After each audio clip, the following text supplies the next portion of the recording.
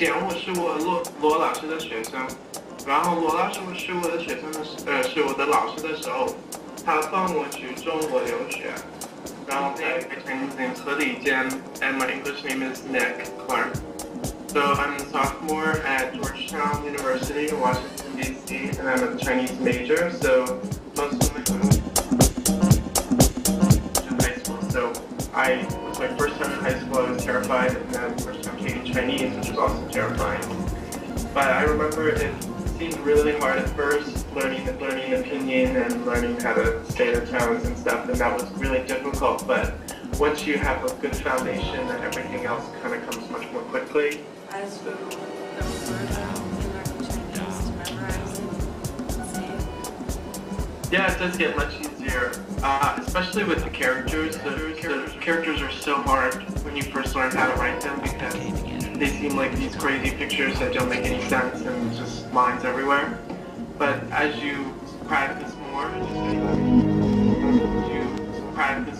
you study more, you start to realize the patterns. And so you can see a brand new character that you've never seen before, and it could have 50 strokes in it, and yet you can write it right away because you recognize the patterns. So you have to learn not only the pinyin, but you also have to learn the characters and the writing. So some people say it's like learning two languages at once. And so it does take a lot of patience.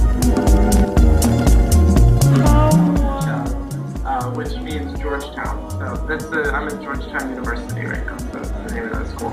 And then this down here is 就丰协大学站. Did you choose Chinese? China or like the big cities and whatever they drew in Mulan. Is there any places like Mulan in China? Because I don't really have a picture of China except for cities. The TV show Avatar: The Last Airbender. That's my favorite show.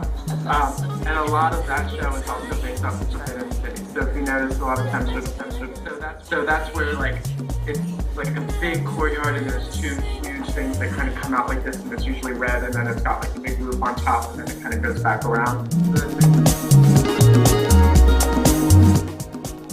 What I think, like about 150 to 200 characters a week, usually. Is what they say.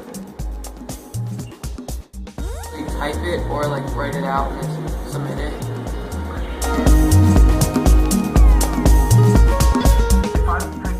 If I'm writing a paper in Chinese, and then I'll generally type it the same way I type an English paper. But notes that I take in class, I write with like that. And then you can look things up like that. So if I'm reading a paper, for a class or something, and I don't know a word, I can just type it into here, and then it comes up. So even though you're using technology when you type characters, it's still essential to know the stroke order and a lot of, without rambling, and it's like a lot that goes on in English, whereas in Chinese it's much more simple and concise and kind of make the point in a big point, right? So I know I have a Chinese brain and an English brain that I get my Chinese brain in like 30 minutes into class, and then it doesn't leave for the rest of the day. yeah. Chinese grammar that sometimes carry over into English if you're not careful. So I get that, yeah. But that's a good sign. That's a good sign because it means that you're starting to comprehend and internalize parts of Chinese that it's sometimes easier to be able to write and read and to use a textbook to learn, but it's sometimes much more difficult to actually speak with people, and just getting that confidence and getting used to using the language with people is really hard.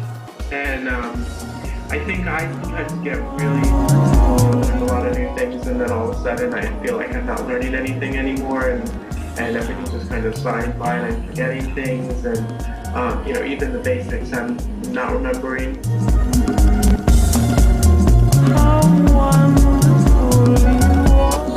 As you study, there's certain points where you break through, and whether it's you completely understand something grammatically